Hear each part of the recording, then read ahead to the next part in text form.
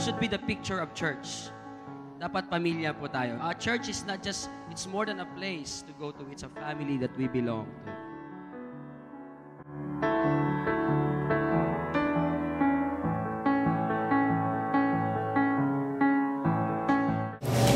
But here's a church that can have a glimpse of heaven.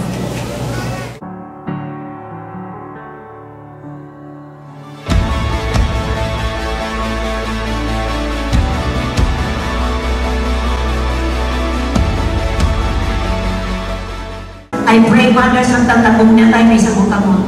Walay usang ka na mabulag sa usang-usang. Kundi mo Espiritu, magpadayan sa pagtapos ka na mo. Diya sa kuhunga, diya sa panagihosa, sa pagsinagdanay, pagmanoy-anay.